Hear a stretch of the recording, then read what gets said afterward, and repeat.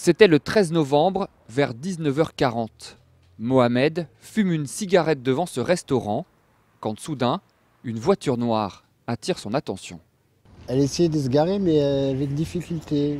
Et donc je suis parti le voir et je lui ai dit, écoute, pousse-toi, parce que les gens ne peuvent pas passer. La réaction du conducteur et des passagers lui glace le sang. Ils m'ont regardé froidement, ils n'ont pas ouvert la fenêtre, ils m'ont pas fait de geste. Une tête vraiment bizarre, des yeux qui ressortaient brillants. La scène se passe rue de Crussol, dans le 11e arrondissement, à 3 minutes seulement du Bataclan. Mohamed finalement rentre dans le restaurant, mais il continue à observer. Ce qui est bizarre, c'est qu'ils sont restés quand même 2 heures, feu éteint, moteur allumé. Mohamed quitte les lieux à 21h20. La voiture est toujours là. Je pensais que c'était des trafiquants de drogue, mais jamais je me serais dit que c'était des attentats, ou je me suis dit peut-être qu'ils vont cambrioler. Il est 21h40, quelques minutes plus tard, les terroristes prenaient d'assaut le Bataclan.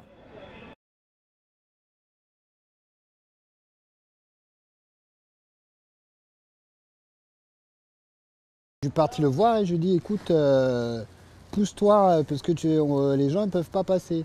Et là, ils m'ont regardé, 4 personnes froidement, mais avec une tête vraiment bizarre, des yeux qui ressortaient brillants. Et je ne suis pas quelqu'un qui a peur en général, surtout c'est un quartier où tout le monde se passe, c'est un quartier de jeunes, c'est un quartier de...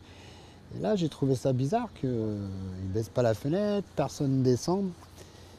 Et en fait, ça m'a bloqué, ça m'a refroidi. Donc, j'ai pas insisté, je suis revenu en arrière.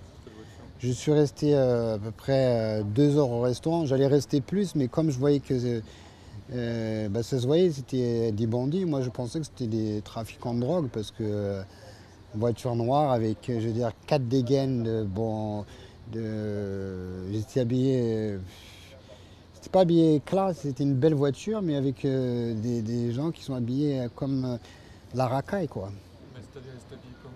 Bah, il avait un chache blanc et noir, et l'autre il avait comme une cagoule noire au niveau jusqu'au front.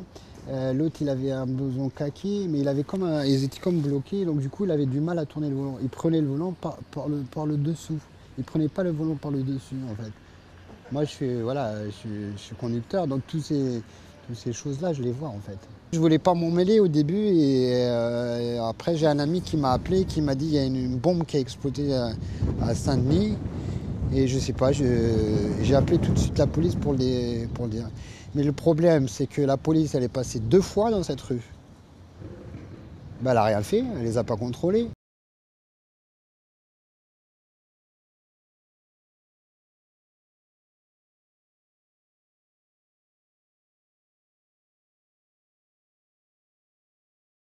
Ils m'ont regardé 4 personnes froidement. Moi, je pensais que c'était des trafiquants de drogue parce que voiture noire avec, je veux dire, 4 dégaines. Bon. Mais le problème, c'est que la police, elle est passée 2 fois dans cette rue. Ben, elle n'a rien fait, elle les a pas contrôlés.